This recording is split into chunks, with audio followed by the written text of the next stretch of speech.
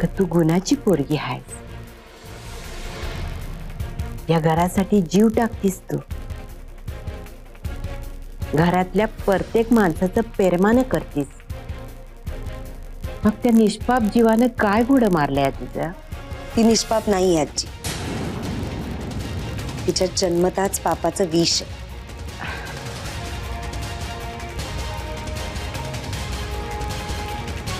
नेत्रा, आजी, मला माहितीये तुम्ही आता काय म्हणणार, की मामांजी सुद्धा वाईट होते, तेही पापी होते, पण तरी सत्यजित दादा आणि गौरांग चांगलेच आहेत. लाख वेळा ऐकून झालंय माझं. पण प्रिया तशी नाहीये. प्रियाच्या अंगातलं विष इतकं जहालंय ना की तिच्या पुढच्या 70 पिढ्यांमध्ये ते झिरपलं ना तरी पुरून उरेल. चिकट कारस्थानं, तिचा प्रत्येक डाव मी खूप जवळून पाहिलाय आजी. मी अभि हे लाख वेळा ऐकलंय. पण एक सांगते नेत्रा, आज पातूर सत्याला तुझ्या या दुस्वासाची खबर नाही. पण जेव्हा त्याला कळेल. आजी, ज्या दिवशी दादा जेलमधनं परत आले त्याच दिवशी मी त्यांच्याशी या विषयावर बोललीये. पण तेव्हा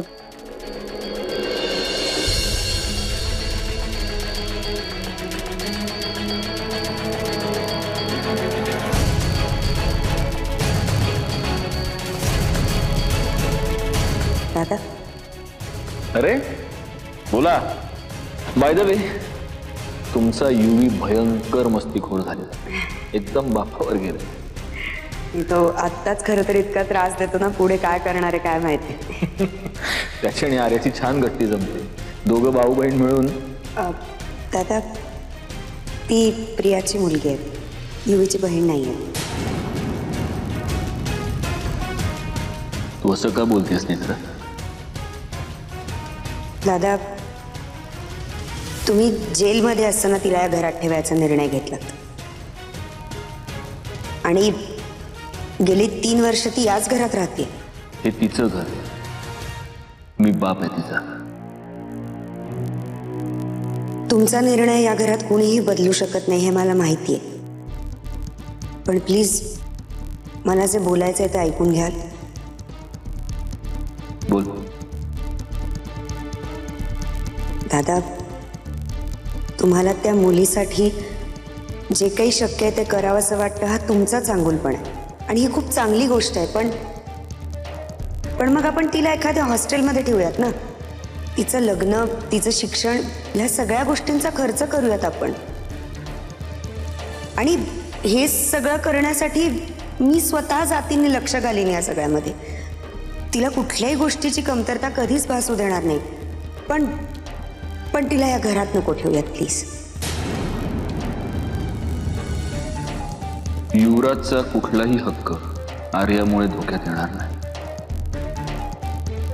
नाही दादा, गैरसमज होतोय तुमचा. युवराजच्या हक्कासाठी तुम्हाला हे करायला नाहीच सांगत.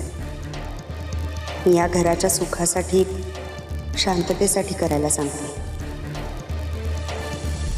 आता काहीही झालं तरी ती प्रियाची मुलगी.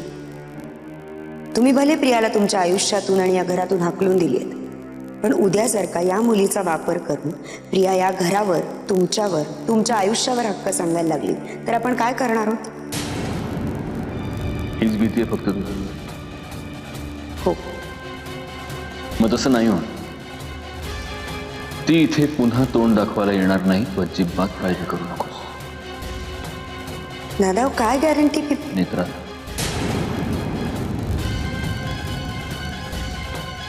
जेव्हा रानात पानगळ होते तेव्हा पळसाच्या झाडाला फुलं येतात. ही मुलगी माझ्यासाठी ते फूल आहे. She is my last hope. Please मला तिला माझ्यापासून दूर करायला सांगू नकोस. प्लीज अबे गोष्ट.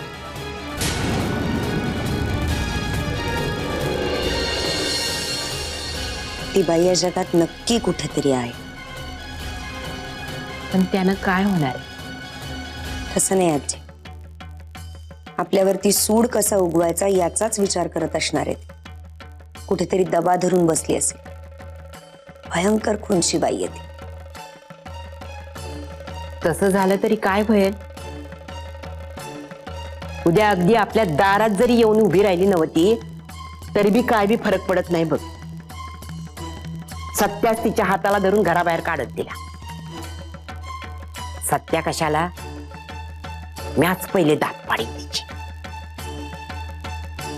तिची मुलगी आहे आपल्याकडे. कोण मुलगी? ज्या मुलीला जन्म देऊन ती चांडाळीन पळून गेली ती पोरगी? ती मुलगीच धुतकारल त्या बाईला. नाही आजी, इतकं सोपं नाहीये ते. कारण ज्या ज्या ठिकाणी प्रिया इन्व्हॉल्ड असते ना त्या ठिकाणी गोष्टींची सोल्युशन्स इतकी सोपी नसतात. हे बघ नेत्रा, आज 7 वर्ष त्या काळतोंडीनं आपल्याला तोंड दाखवलं नाही. मला नाही वाटत ती इथं येईल म्हणून पुन्हा. नेत्रा, तुला बी एक पोरग आहे. आर्याच्या बाबतीत डावं उजवं करशीला तर तिची हाय लागल बघ. तुला नाही, तुझ्या लेकराला. आजी, मी काही जाणून बुजून तसं वागत नाही तिच्याशी. शक्यतो अवॉइडच करते, बोलणं सुद्धा. पण अगदीच नाईलाज होतो तेव्हा अगं आमच्यावर प्रेम कर असं त्याचा गळा धरून आपण कुणाला नाही ना सांगू शकत. हे बघ नेत्रा, तू समजूतदार आहे. अजून थोडी समजुतीनं घे आणि मनात नग ती भीती बाळगू नका. आजी, माझ्या मनातली भीती खोटी ठरली तर सगळ्यात जास्ती आनंद मला होईल. पण ती भीती संपणार कधीच नाही. कारण प्रिया परत येणार नाही याची मला गॅरंटी नाही.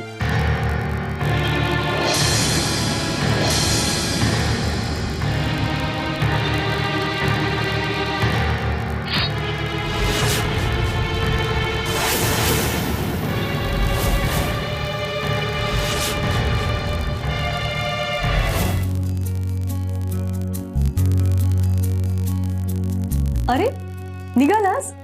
मग जे लोक आम्हाला भाव देतात त्यांच्यासाठीच आम्ही थांबतो. स्वप्नील प्लीज. तुला हल्ली वेळ कुठं असतो माझ्याशी बोलायला? चल बसूया, आपण गप्पा मारूया. खूप वेळ आहे माझ्याकडे. काय नको असा जुलमाचा रामराम अजिबात नको. बरं, जायच्या आधी एक महत्वाचं. माझा एक जवळचा मित्र आहे परेश उमरसकर म्हणून. त्याला नाशिकमध्ये एक स्पोर्ट्स गुडचं शॉप टाकायचं. त्याचं दुकान सेट करून देशील? हो, का नाही. कारण स्पोर्ट्स शॉप मी आजपर्यंत कधी डिझाईनही केलेलं नाहीये. आणि नाशिक म्हणजे ठाण्याहून 2.5 तास ना. गाडी फेकली की 2.5 तास. काहीच प्रॉब्लेम नाही. ग्रेट. मग पुढच्या आठवड्यात फेकूयात आपण गाडी. आपण म्हणजे तुमची एकदा इनिशियल मीटिंग करून दिली की. अच्छा अच्छा अच्छा. म्हणजे तुमच्या त्या पहिल्या मीटिंगला सुद्धा मी यायला नकोय तुला? नाही नाही, तसं नाही. तू पुढच्या आठवड्यात म्हणालास म्हणून जरा. मग स्ट्रेस आपण वर का होता? अरे नाही, पुढच्या आठवड्यात शुभ्राचा कॅम्प आहे म्हणून. अच्छा, म्हणजे तू तिची बस चालवायला जाणार आहेस? तीच तर करेक्ट वेळ आहे ना. शुभ्रा कॅम्पला गेलेली असताना जाऊन ये. म्हणजे एकदा शुभ्रा परत आली की तुला ठाणं सोडायला नको. मी सांगते ना तुला. आलेच.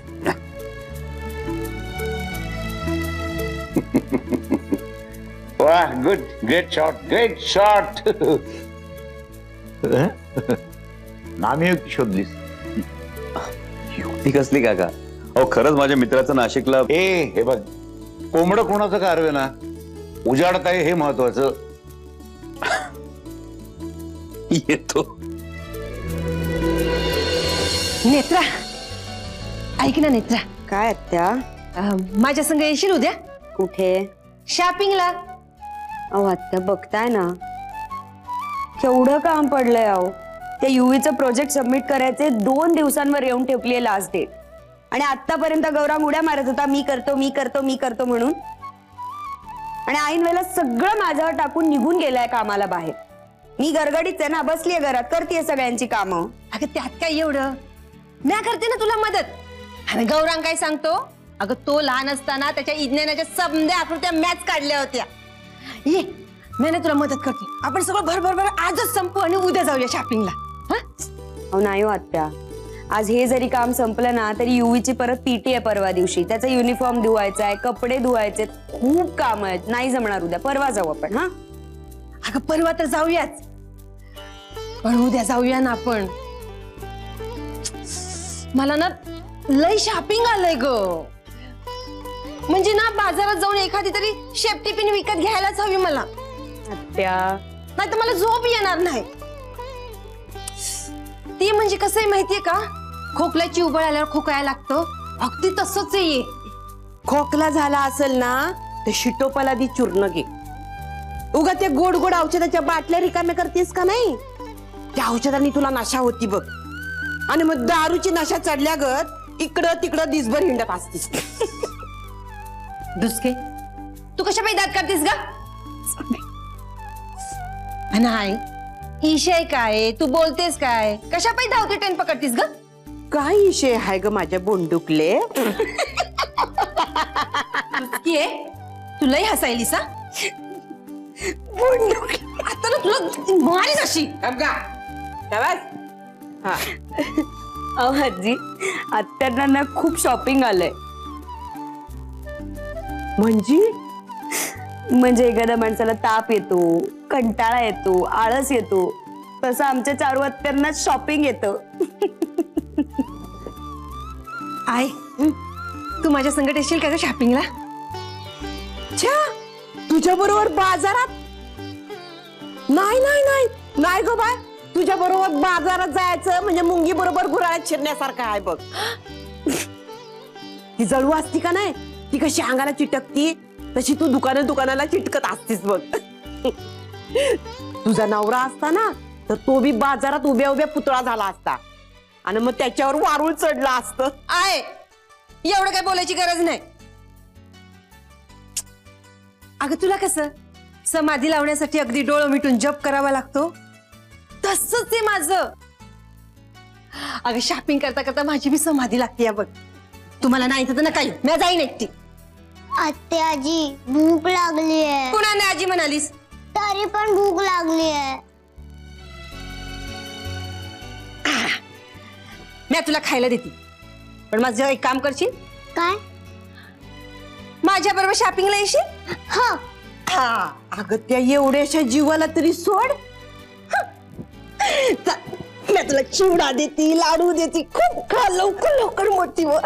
आपण लई शॉपिंग करूया, मला लई आवडतं शॉपिंग करायला. अरे वा, भाव वधारला. कोणाचा? ते मागच्या महिन्यात मी त्या शेअर मध्ये पैसे गुंतवले होते ना, त्याचा भाव वाढलाय. चला सकाळी सकाळी काही हजारांनी मी श्रीमंत झाले. ती शेअर मध्ये श्रीमंती उद्या टिकेल तसं नाही. ते तर झालंच. काय एकूण आयुष्यच बेभरोशात झालंय म्हणा. पाठीशी भक्कम पाठिंबा असल्याखेरीज माणूस एकटा सर्व होऊ शकत नाही.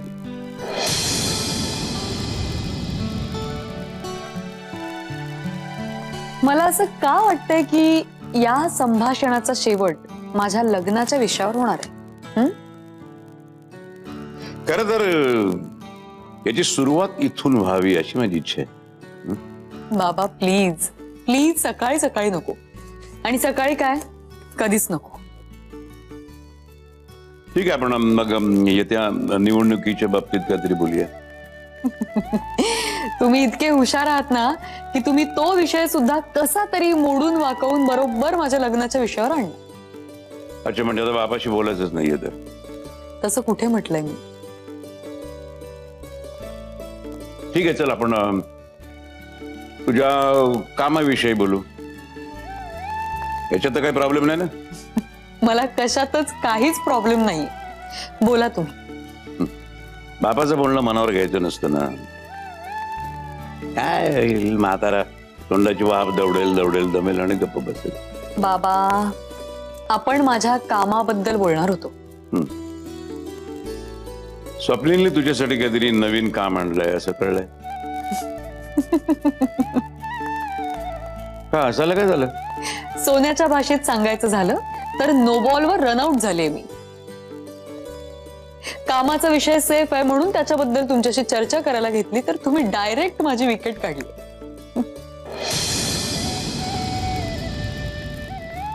घेणारच ते काम? माहित नाही, कदाचित नाही. का? खूप कामं सुरू आहेत, वेळ नाही देता येणार मला. आतापर्यंत वेळेचं कारण देऊन तू कुठलंच काम नाकारलेलं नाहीये. हो, कारण ती वेळ माझ्यावर आजपर्यंत कधीच आली नव्हती, आत्ता आली. अच्छा, समजा हे काम तुला माझ्या किंवा शिवराजच्या ओळखीमधून मिळालं असतं तर?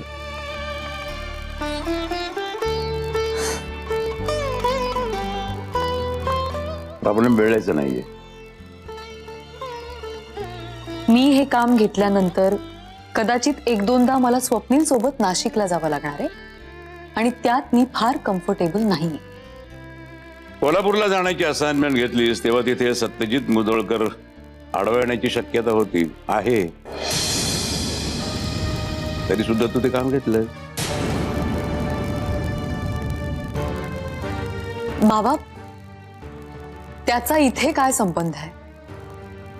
अनकम्फर्टेबल सिच्युएशनची शक्यता असून सुद्धा तू ते काम घेतलंस, मग दुसऱ्या कामाला वेगळा नाही आहे का? मी हे काम घ्यावं यासाठी तुमची जबरदस्ती आहे का? जबरदस्ती?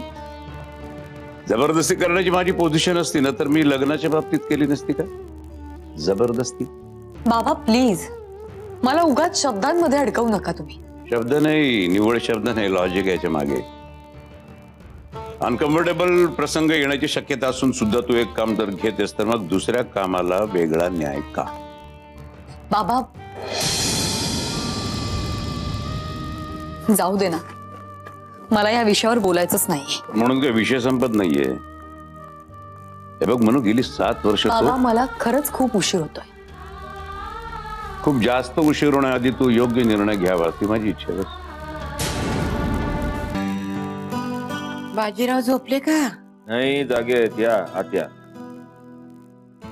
नाही, म्हणलं बऱ्याच दिवसात आजीनं नातवंडाला काही गोष्ट सांगितलेली नाही. एखादी बघावी सांगून गोष्ट.